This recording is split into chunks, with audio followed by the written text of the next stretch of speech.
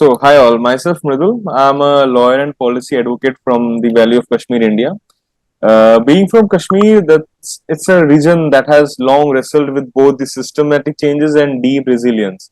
I myself have seen firsthand how the absence of implementation can erode trust and how the meaningful action can rebuild hope. Uh, it's the lived experience that informs the perspective I bring to this platform. Why the solutions aren't implemented? The problem is not the ignorance, it's the inaction. The failure is not in knowing what to do, but it's in the building systems that make doing that particular thing possible. So why these solutions are not implemented? Firstly, in my opinion, because too many systems are built to manage problems but not to solve them. Bureaucracies defend the process over the purpose. The political spaces reward the performance over outcomes. And the sectors such as science, policy, technology, civil society, they rarely share a speak like this. They rarely speak a shared language. But I have a different kind of perspective to offer. One that is rooted in a country where, despite complexity, some large-scale changes have shown us what's possible when systems are designed for action. Let me share two examples from India. They are not perfect models, but they are a working illustrations.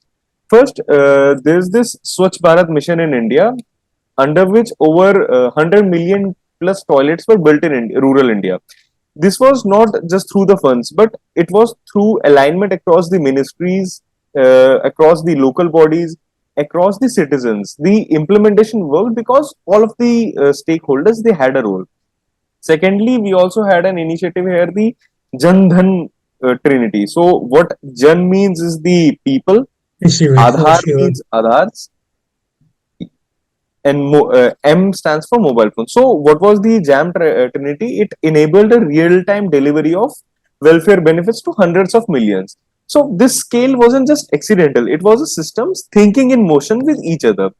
If I if I get to you an Indic thought tradition, there is a teaching in our Indic culture which goes by the saying "Yoga Karmas Kaushalam." It translates, if we translate it to English, it means yoga is excellence in action. So it reminds us that action itself is sacred when it's done with skill, purpose, and alignment for a greater good, for a greater good of the people. So these successes are not uniquely Indian, but the principle behind all of them is ancient and universal. It's about what happens when intent is matched with infrastructure. So it's about our own dharma, our own responsibility to align with knowledge, with compassion, and effort with the outcome. Around the world, we have breakthrough climate technologies, proven poverty interventions, the tested public health models, yet they don't spread. Not just because they don't work, but because the architecture of coordination is missing in all of these. That's why we all are here, because we are just not exchanging the visions. We are building a structure for delivery where all of us are where all of us just co-own the outcomes. So I briefly leave all of you with three brief propositions. Firstly, we have to think like the systems and act like coalitions. For example, if a sarpanch in rural India to a data scientist in Berlin, our roles differ, but our goals must align. Secondly, we have to design for trust. People implement what they believe in, whether in a tribal community or in a tech consortium. Action just only sustains when the people believe in it. If the people believe in then only the action will sustain. And thirdly, if the in thirdly we have to shift the spotlight from the speaker to the system.